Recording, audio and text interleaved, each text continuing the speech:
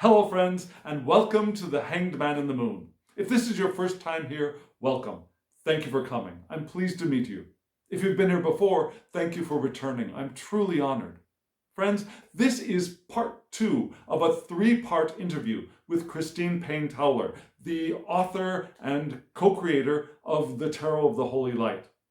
So, if you have not seen part 1 yet, I will put a link above here for you to hop on over and take a look at that. I recommend starting from part 1 and then following up with part 2. So friends, without further ado, let's get into the second part of this wonderful interview.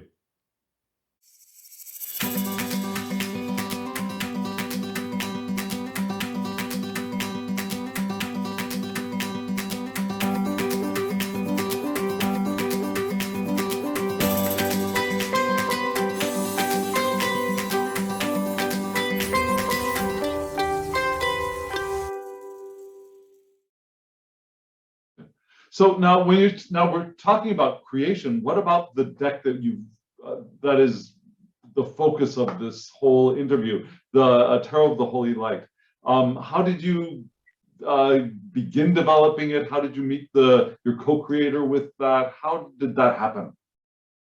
Well, at first, the setup for it was the fact that at the end of right as my book was coming out, right as that Tarot.com thing was coming out, yes, I had a surgery and the anesthesia completely transformed my brain in a very painful and negative way. I had a birth anomaly, which had always been with me, but my brain had turned off my whole left side. So I was just living as a cyclops out of the right. And suddenly my left eye turned on at age 50 and just tore me in half, just ripped me right down the center, unzipped me. And so I was moving, everything changed. My marriage of 26 years fell apart. I moved 3 times in a year and I settled in Seattle where I could get some neurological rehab. And of course, I thank Tarot.com for supporting me through all this, because you know, I couldn't have had this recovery without taking several years off of work. You know, I couldn't see clients. I couldn't really do anything. I was agoraphobic and completely stressed. You know, lost a bunch of weight, a bunch of hair fell out. I mean, it was a very hard time.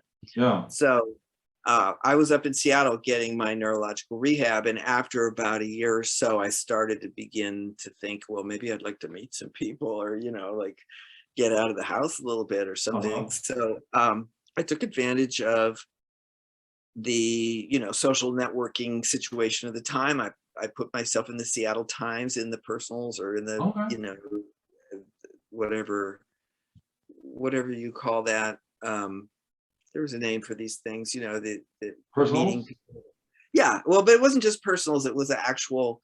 It was a connection between the Seattle Times and High Times, and but what do they call this? Anyway, everybody's doing it now, but they do it free range. At the time, there were sort of services that would match you together. Okay. So it was like a dating app, but there was a little AI intervention in there to kind of, instead of you just being thrown into a pile of a million people, they sort of tried to sort out who you might want to meet. Right. So that's how I met Michael. He had just a few years out of a long-term relationship himself. And, you know, he had his reasons why he had been hermitist.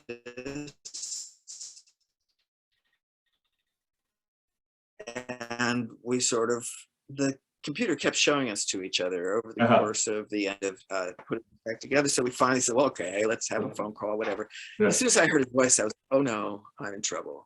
Because he's a musician, and the music of his voice came right through the phone and gave me goosebumps. You know, and this is one of those things. I may have a weird nervous system, but when I'm in the presence of something important to me, everything comes together just like and all of a sudden I've got all these extra senses, and all this information comes pouring in. So I just said, all right, let's meet, you know, let's see what we can do with this.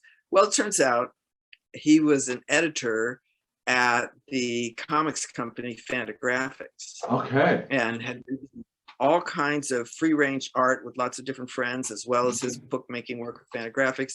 He'd also been a professional musician. in a number of bands over the years in Seattle. So we're talking a mad artist, basically, who had figured out how to get paid doing it, but also had all projects going around him all the time. So as we were cruising each other's stacks, which you do, of course, when you're dating, I got to look at your books, you got to look at my books. You got into my alchemy, what do you call it? My alchemy shelf, my section on alchemy. And I said to him, don't you think these images look a lot like tarot cards, only they're doing a lot more things? You know, there's a lot more characters, there's more action, there's all kinds of change. But this looks like it's happening to the same characters as you see in tarot. It's, you know, the kings, the queens, the knights, the pages, no children, all adults. No naked babies. I see. It's a lot of naked adults is what we have. But, you know, there's just this tremendous trove of alchemical engravings from the 16 and 1700s. And when he looked at that, he was like, oh, let me borrow this. You know, so then he went home and he found all those originals online, you know, the free versions of them where he could literally download them, you know, beautiful museum pictures, and then start collaging them. So that's what he did. The deck is made of collages from the alchemical engravings, which after he finished collaging them, he painted. So again, now, when he was collaging them, you mentioned something about size and detail.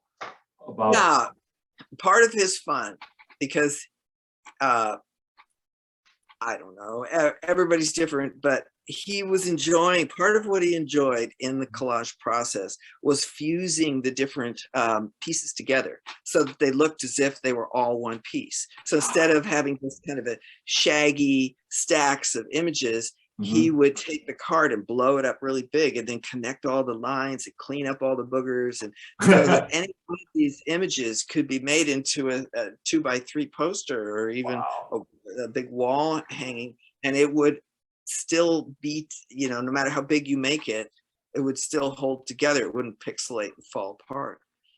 So that's what took him so long, was he spent so much time there scrubbing and aligning and moving things, then moving them again until he got just what he wanted. And then, of course, once they were all made in black and white, then he had to go through and color them all. So that was yet another, you know, another year of work. So he was just having fun. You have both decks out. You've got the black and white and the color. So right, because I started out with a black and white deck. And the black and white deck is not so emotional. Color is vastly emotional, and it just plays on your feelings, and you can't help but react to it. And, you know, and I gave him rules about the colors because I'm hypersensitive to color at this point. I have, you know, I have a pretty aggressive synesthesia. So, for example, when I see something the color of blood, I smell blood. Or, you know, different colors radiate emotions. They have all kinds of, I hear things, you know. So when I gave him this commission, if you're going to do this, then number one, I don't want my deck colored with blood. I don't, covered with, you know, I don't care if you call them flowers or I don't care what. I don't want blood red. Very carefully titrated all the colors so that we might have a brick red, or we might have a peachy colored red, or we might have a purpley red, but there is very little blood on this, which I appreciate a lot. Wonderful. Then I'm not, you know,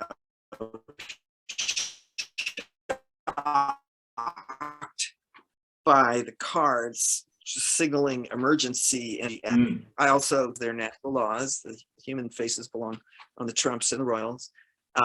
I wanted him to literally open the space behind the surface of the card so a person could visualize themselves into it, and there would be things to look at, and, you know, foreground, middle ground, background, below, middle, above, to the left, to the right. I asked him to put things in that would make the cards dynamic when they're upside down or when they're read sideways, so that people would be able to have things to react to from all directions. And I needed them to be like one panel cartoons, where each one tell a story. So I holographic kind of cartoon, right? Holographic? Well, you can do that with your brain.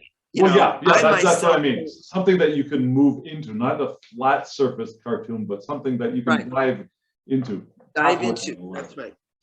Yeah, because a lot of people use these as triggers for, psychic journeys and visualizations and the triggers for dreaming and all that kind of stuff. So I didn't want that to be cut off. Right.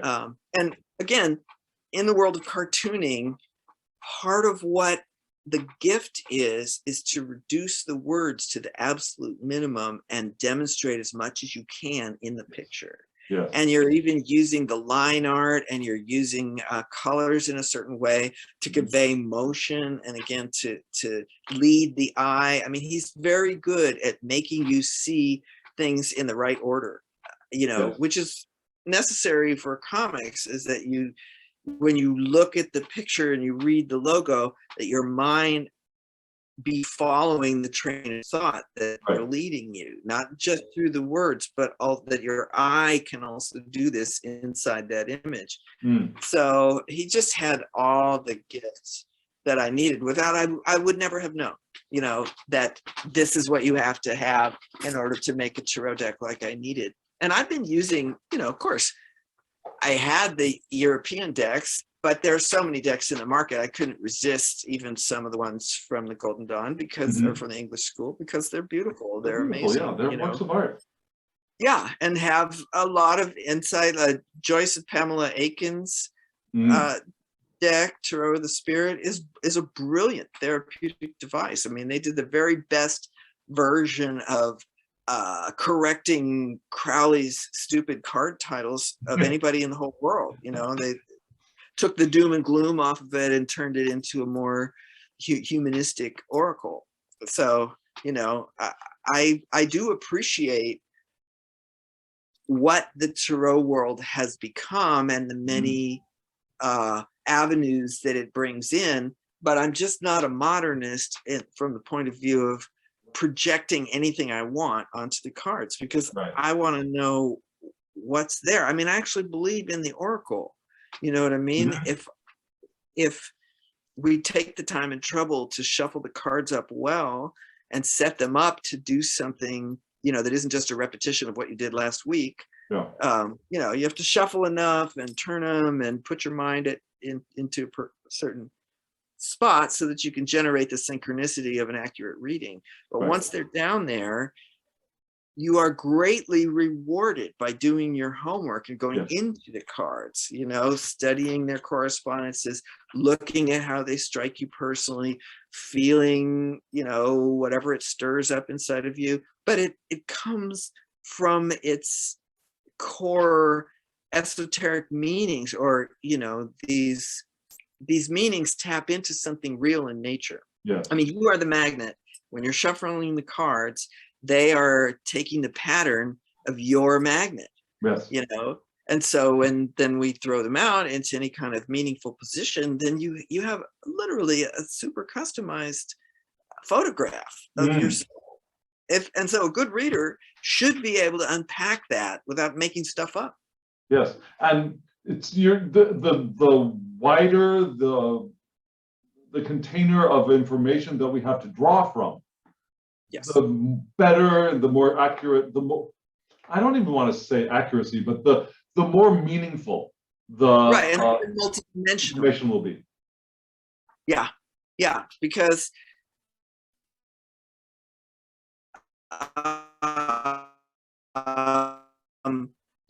that's the other thing that I've learned studying all these different esotericism is, like Kabbalah shows you the human energy tree, but it used to be taught right next to the tetractys, which is not a human figure at all. It's a cascade of consequences coming from the one. One becomes two becomes three, just like the Taoist phrase, and three becomes the 10,000 things. So you're watching a single, like a pebble dropping, and then all the ripples expanding. Three dimensions. Yeah, in all dimensions. So putting those things next, they used to be taught together, right? So on the one hand, you have this model of human psychology, or what it takes to create the human world. On the other hand, you see how that same energy drops into the material plane and breaks out into all the laws of nature. And so these things are meant to fit together like pop beads, and it all sits on mysticism of number. I love the way you imagined the tree of life and the tetractys below being joined in this, I forget the name of that shape, the field Taurus. Shape. Yeah, the Taurus between, as this wonderful image of the whole of information was enlightening for me. Well, I'll say it again so that we don't leave our listeners behind. Yes. I'm envisioning a model in which, I mean, the Taurus, this donut shape, has energy coming through from one side, wrapping around, feeding back, and entering again. So which is like the magnetic field of the Earth, or other energy systems, right? Yes. Yeah, this is a classic shape that nature uses to run. It's a perpetual motion machine. Right. The energy coming in pushes the other energy out and keeps it all circulating, and so that's our solar system is inside the same kind of thing. Hello, friends. I'm interrupting this interview to give you a little bit of background information about what we had just talked about. And I'd like to begin with the beginning of Tarot. Now, you may already know this, but Tarot begins in Italy, in Milan, around the middle of the 1400s, the middle of the 15th century. Now, what was happening in Europe at this time? Well, the Reconquista had not yet happened, so there were Islamic states in what we consider Spain. There were Islamic states along the north of Africa, as well as to the east of Europe. Now, at this time, the Crusades were winding down, so there were a lot of knights returning from having extensive contact with Islam and returning with spiritual ideas, spiritual information that they had acquired while fighting the Crusades. Also, there was robust trade in Venice as well, trade with the East. Material goods, spices, and silk were coming in, as well as more information and more spiritual information. Also, a lot of Jewish people had resettled in Europe, or had settled in Europe at this time. So there was a ferment of intellectual exchange in Europe at this time. And Europeans were getting information from Islam at this time as well, and from Jewish traditions. And one of the things that we received was from the Kabbalah, the Jewish Kabbalah, the Tree of Life. This is a rudimentary drawing of the Tree of Life. And it begins at the top with Kether and moves to Chokhmah, Binah, and zigzags its way down to Malkut. Now, Kether, we think of as the monad, the divine energy, spark, the divine spirit from which all of material flows. And Kether decided one day to split into Chokhmah and then again into Binah. And this is the spiritual trinity, if you will, from which everything else flows. And it flows down this imagined tree of life to Malkut. And Malkut is the place where everything is manifest, where this physical world begins, all this physicality that we are used to in these physical bodies. So this was a way that the Kabbalah imagines the flow of spirit and energy from the non-physical into physical matter at Malkut. Now, we also got a resurgence of interest in Greek philosophers, ancient Greek philosophers, Aristotle, Plato, and Pythagoras. Do you recall studying about Pythagoras? Pythagoras was a philosopher and also one of the people who helped us understand geometry. One of the first describers of calculating shapes and space with geometry, the calculation of angles, for example. In addition, Pythagoras liked the number 10, loved the number 10, wanted to imagine this entire physical universe as based on a 10-digit sequence that flows from 1 down to 2, then to 3, then to 4 in this triangle shape of a tetractys. Now, 1 at the top, second level 2 dots, third level 3, fourth level 4. Now, along with this arrangement of numbers, Pythagoras also had the 4 classical elements in mind: fire flowing into water, flowing into air, flowing into earth.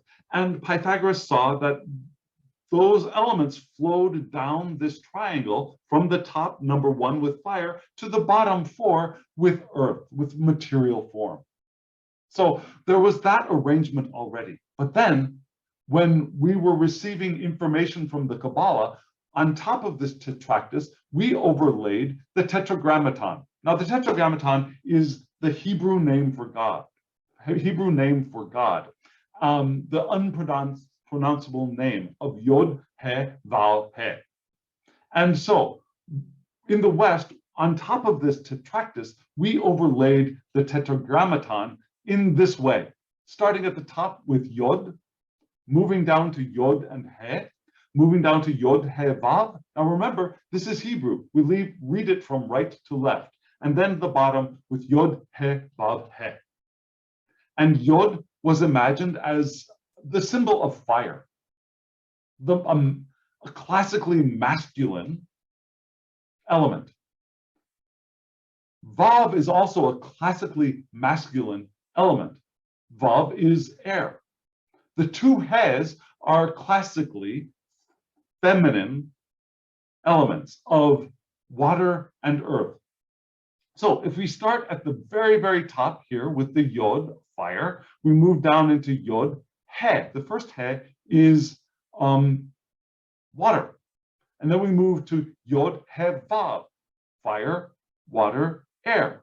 And then at the bottom, fire, water, air, earth, Yod, He, Vav, He, the tetragrammaton. So this is another description of the flow through the elements of fire into water, into air, into earth. Now, what we were just talking about is the marriage of the tree of life and the tetractys. And to do that, or to imagine that, there's one more thing we'd like to think about, which is a torus. Now, a torus is an energy pattern. It's a flow of energy. And there is a torus around each one of our bodies, a flow of energy. You might think of it as an aura. There's also a flow of energy around the earth called the magnetic field, which is also shaped in this torus. And this torus flows up through the center, down, around, through the sides, but it also flows in a spiral around. It's this very dynamic flow of energy that is constantly moving back into itself. So this was that torus we were talking about. Now, if we were to take this torus and imagine the tree of life and the tetractys married in this flow of energy, we might get something that looks like this. With the flow of energy coming down from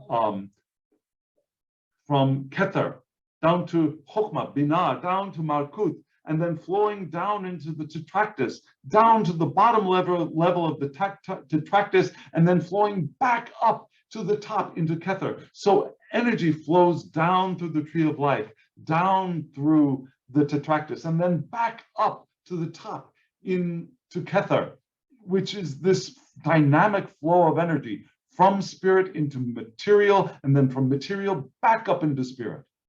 Does that make sense? That's what we were just talking about. The flow of energy from the tree of life into the tetractys in the shape of a torus. Well, friends, there we go. I will return you back to your regularly scheduled programming. Bye-bye.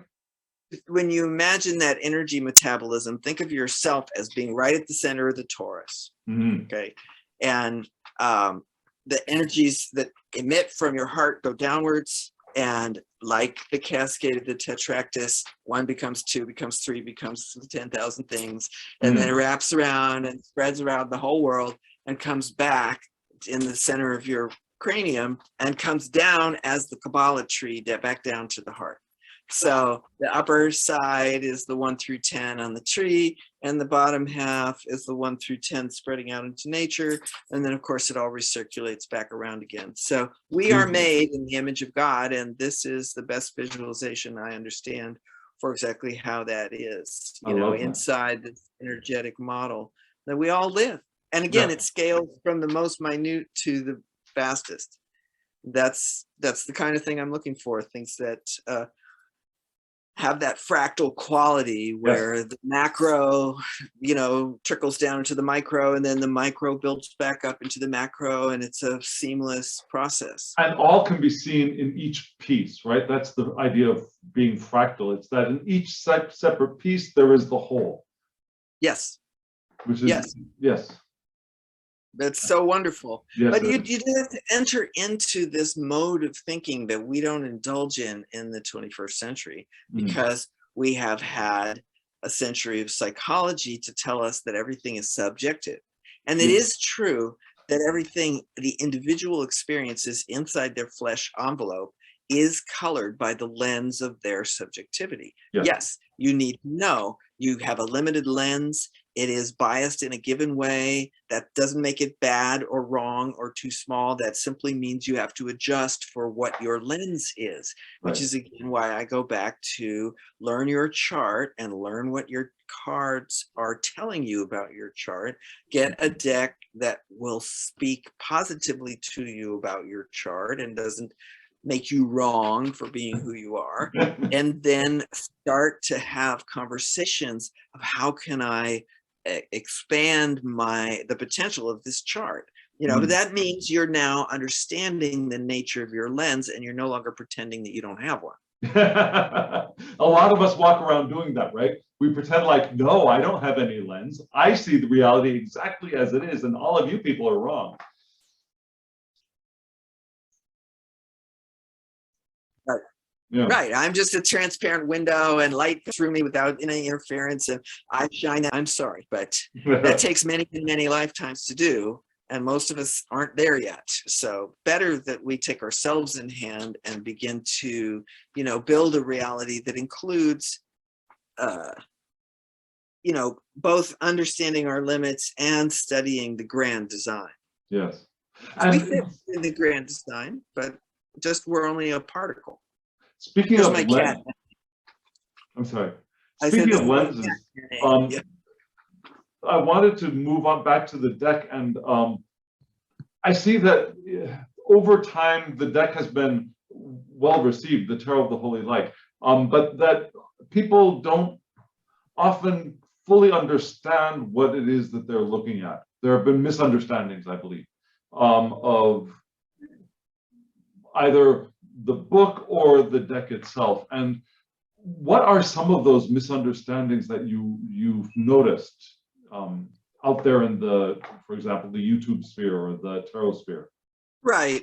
Well, the thing that I think is most obvious is that because people have had their English educations first, they think that I am deviating from that. Okay. And therefore they get the cause and the effects mixed, because what I'm doing is representing the first 500 years of tarot, right? And the English decks are the deviation. But because most people, and I've had even experts in the world of tarot tell me, well, the English decks are traditional, and it's true that they've been around for 100 years, and so that we're all used to them. So they cut a certain groove, and now you could say that groove is traditional, but they are not consonant with esotericism. Right. And even the best students of those decks end up running, you know, it's like off the pier into the water, you know, because it doesn't go all the way. It breaks at a certain point. If you drive it hard enough, it can't hold water. And so, and even Waite at the end of his life did yet another deck which got buried because it was modeled on the French school. Okay, I didn't know that. He had to leave the English model behind because his own education made him realize it didn't ultimately hang together. So he turned back around. Anyway, I don't want to give away too many secrets. It's part of the history of the English decks. If the English writers want to talk about it, they can. But I think there's a political, there's a huge amount of money in, especially now, yes, and it grows every year. Yeah, and so the copyrights associated with those English decks, especially the early ones, are quite lucrative. So there's a giant control factor on all of that to keep people from waking up to the fact that it's just one flavor of a much larger model. So the most books, even there's a new book that came out last year, Iconic Tarots, and we're in it. And they're using a lot of historical decks and whatever. But in the very first chapter, she does a presentation on the 22, and she says, this card represents this sign or planet, and she's using the English correspondences. Right. So the very first presentation of Tarot as a whole, and she's already broken the model because she's over focused on the English. And I don't mean to diss anybody. We're grateful to be in the book. It's a thrill to see ourselves in print. And frankly, we don't do any advertising. So, we depend on people doing these reviews and showing each other their decks, and, word of mouth is where it's at. So the Tarot, the Holy Light, just keeps going out because it works so well, because it actually does correspond to reality. People, you can see that if you go to Amazon and read the reviews for the book.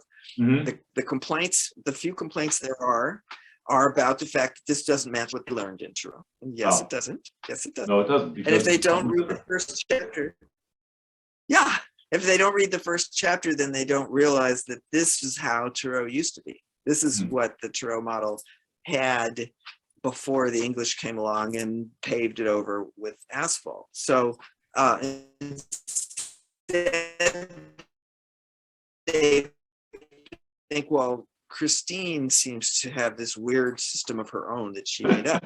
Misapprehension, but I don't even try to fight it. It's like, if you think I made it up, okay, but why don't you test it against the decks you already have? Or, go ahead and read that first chapter and find out the history of Tarot. Because this idea that Tarot started with the weight deck is a sad facsimile of non-reality. Right. So when you are mentioning the tradition that you're carrying forward, who are the major players that you tend to rely on for informing your model of Tarot? Attila, Levi, Pappas, Oswald Ward. And Worth. Okay, good. Of those four, if you had to pick your favorite, which one would you pick? Well, Levi's my good buddy. Levi and I have had a Vulcan mind meld from the beginning. And, all my teachers were dead when I found them. Right. So if I can't hook into them through their writings, I can't get to them. Yes. And so I have enjoyed Pappas. His translators have been of a high enough quality that I feel like he's speaking from the present. Yes. The books that I've found of his were properly handled. The books that the first time Levi was translated into English, he was badly handled.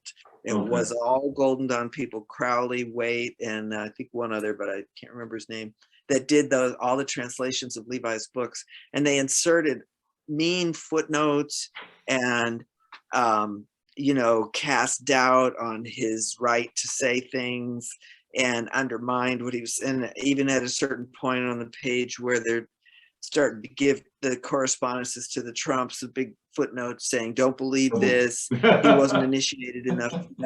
You have to come and get our Tarot deck to have it right. So right there you see that they were not operating in good faith. That they were literally intending as a marketing decision to he was already dead, so he couldn't protest, just bring his stuff over into English, teach it their own way, and use it to bolster this broken model. So of course that's confusing. It's Yes. terribly confusing for a student. How is this a student supposed to know? The only reason why I was lucky enough not to get hoodwinked by the Golden Dawn model first was that I bought this little Masonic library, and the guy had the C.C. Zane deck, and I went and set off for it. And then the next summer, 71, I went up to my grandfather's grandfather and grandmother in American Lake, Washington, to look after my niece who had some health problems. Her family wanted to go on a trip and they needed to leave her home. And during that time, I showed my grandfather my Brotherhood of Light deck. And he said to me, "What are you doing with that? We study this deck in my Masonic lodge. This is not a toy for little girls." And that's when I know, oh, I've got it. I've got it, because here's my Masonic grandfather scolding me for having this in my hand. This must be serious, because the Masons are studying it. And I do still have relations with the big Grand Lodge in Seattle. They've had me up a couple times to do presentations for them, because they do understand there is something more there. But it's kind of funny. I'm at this point, my tentacles are spread far enough. So I got my Masons in Seattle. There's a whole group of them in Europe who I can connect with through Facebook. There's the Martinus Order that I share initiations with. And, it's like, I don't have to wonder anymore, because people come to me and say, "How did you know this? Like, where did you get this?" And it's because I fell into a Masonic library to begin with. And I know that Levi was at the very top of the French orders who were organizing all of European esotericism, because during the time he was alive, one of the ways he made money was working with Charles Nodier and a couple of other guys at the in a portion of the French government that was attempting to shut down, that succeeded, actually. It was Napoleon, I guess, who succeeded in shutting down many of the Catholic monasteries in France.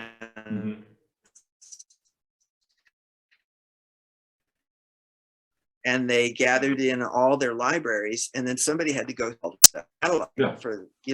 so Levi was one of those guys, archives. And so when he was writing from a position of great depth of field, of truly understanding not just Tarot, because Tarot is just the tip of the island of Hawaii. It's not the whole mountain. He was in possession of the whole mountain. He was standing amidst it. So I had a clear, without understanding how lucky I was to have fallen right into the cauldron at the center, I did understand he knew whereof he spoke. And it was very obvious just from the gentleness and the indulgence and the kindness, even though, of course, he's as a French writer from the turn of the late 1800s, is very flowery language, not easy to translate, long convoluted sentences, and everything that you read in translation is a little bit askew from how it was originally written. And, there's that indirectitude that comes from the courtly manners, not trying to accuse anybody or be trenchant about it, but being very witty in their way of like circling a subject until you get what they're saying, so they don't have to be in trouble. In Europe, you had to learn how to convey what you were saying without stating it nakedly, because this stuff was under attack by the Catholic Church. And they were powerful. So this is why the Masons even had to grow up, because you needed a place where people from outside of Europe could come and get protection from the xenophobia of the European structured system. So Arabs and Jews and North Africans, anybody that didn't look strictly European would be in danger if they weren't under protection. So that's the mission of the Masons, is to keep the ancient learning alive. And whether they all remember it or not, they come from a temple building culture, and so they created what what they're doing on these trestle board that is grounded in the sexagesimal model. So they're astronomical temple builders at root. And even if they don't all learn it, they at least the higher ups know it and are, keep it alive, because it's the technology that we'll need in the future when we're pulling civilization back from the caves again. Yeah. So, just a confession, I have the Brotherhood of Light Tarot in a couple of its iterations. I got the edition that was published in 1964, because that's my birth year. And so I thought I was looking for a tarot that had been published in my birth year, and I found that, and I thought, I gotta get that. So that was my introduction to the Brotherhood of Light Tarot. And then I looked at it and I thought, gee, I wish there were some more color, some more vibrancy to the deck. The lines are very gray. And then I found the modern printing of it. So I got them both side by side, ready to be dived into. But I'm going to dive into your deck first, because this is my next project, is to get into your deck, which is why I'm so excited right now. Well, I'm flattered, and you're going to be very well rewarded by doing this. I know I am. I definitely know that I am. Now, we have another part of the interview that we've already laid out about getting to work with the deck and diving into the deck and the process of approaching the deck, which is going to be wonderful. Stay tuned if you're still here. Is there anything you'd like to mention or talk about before we wrap up this part of the interview? Yeah, good question. Well, okay. What I would say for somebody who's starting out, either starting out with this deck or starting out with tarot as a whole, is that it takes at least a year to actually see every card in practice. So I suggest to my students always to get a journal and start a little protocol. Is this in the previous one? I think it is, yes. Yes, it is. Okay, so that I don't have to repeat myself, that just take time to go slow into it and let it show itself to you as your days unfold. This is a very important psychic exercise, to approach it with your mind empty and no expectations. Like throw a few cards in the morning, then go about your day without trying to translate them, then come back at the end of the day and say, why did I get those cards? Right. Because this is the difference between divinatory tarot and spiritual cultivation. Divinatory tarot is trying to just immediately read the future. Like, oh my God, can I ward off bad things? Can I finagle some good outcome here? There's an attempt to like read God's mind in advance. Yes. But that tempts us to think that we know what's coming. So if you get too quick to interpret those cards, then you're already closing your mind on what they might mean actually. So at the beginning, just throw the cards. Later on, find out why they're relevant. And this will be a great aid in the art of interpretation, because instead of just repeating keywords and throwing off opinions, you have now tied those keywords and canned opinions to your direct experience. And then later, when you come back around and you're reading for somebody else, you have some, you've already embedded that thing in yourself through your own experience, and you can then tell more literal and more realistic stories about the cards rather than blathering with new age bullshit. Which is kind of like that Taurus that you described, of you do it, you get the experience, you read it back onto it, and then you've got the cycle of information going through you as you project or as you work with it through the future. And you're forcing yourself to be more systematic about it. People do not consult the creator. They just pick up a deck and they want to free associate with it. And there's so much there. I mean, a good deck creator has built a huge amount of meaning in there if they wanted to, if that's their method. And so why reinvent the wheel? Why not learn what's already there as an aid to your own intuition? So climb the ladder of what's been built into it, and then jump your intuition off from that higher space, instead of just assuming that right from the beginning you already know. Yes. I don't understand that. To this day, if any deck I'm using, I will go back to the book, even the book I wrote, because I'm not sure in the moment that I'm going to remember everything. Right. And, you know, so also another thing that a person could do that I know I didn't say last time is to get an empty notebook and dedicate 2 or 3 pages in the book per card. And then for the next 10 years, put your notes in. Anytime you have an aha about that card, for anybody else or for yourself, go over to that book and write it in there. And then, you know, after a little bit of time, the cards will be super self-explanatory, because you will have these essays you've written, little bits at a time, of all the things that this card has shown itself to mean. So again, instead of trying to guess, you're tying it to your direct experience, and you're, you know, much more concretely, you know, you're grokking what this card is trying to tell you, instead of just playing with little thoughts in your head. So there you go. Yes, that's perfect. Very. All right. Well, this has been really fun, and hopefully people will continue watching. They will. I'm sure they will. And thank you very much, Christine. Again, this is the second thank you, but for the watchers, this is the first thank you. And really, thank you very much for all of your wisdom, for the knowledge that you shared, for the experience that you shared, and for your mentorship. I think it really does feel like speaking with you every time. It's like entering a master class of brilliance, and it really has been enlightening and educational for me as well. Thank you very much. Thank you very much. It's been a great time. Amen. Okay. Goodbye. Oh, goodness gracious. This is a brilliant interview, isn't it? Christine is a master teacher.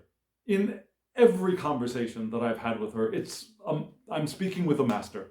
And I've learned so much about this deck, and I'm so excited about working with it. And friends, I'd love to hear from you. Do you have this deck? Do you work with it? What do you think? Comment below. I'd love to hear from you. What did you think of this conversation with Christine, and what did you get from it? Also, hit the like button if you haven't already, so that more eyes are drawn to this magnificent interview with Christine. Subscribe to my channel if you haven't subscribed, and hit the alarm bell so you get notifications of when the 3rd video is uploaded.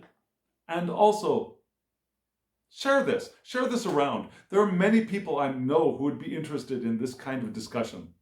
So friends, now, as always, I wish you love, joy, well-being, and pure awareness. Thank you.